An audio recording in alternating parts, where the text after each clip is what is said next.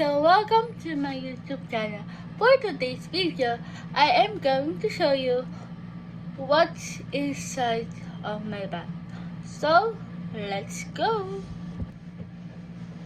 This is the bag that I am using. So, this bag is gifted by my mommy and daddy.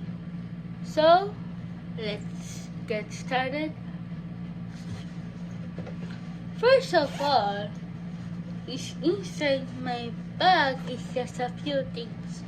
My wallet. This wallet is gifted by my Tita Jeanette. Power bank. All we need is the power bank.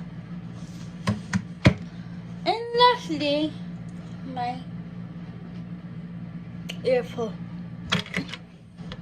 and my charger, and lastly my phone.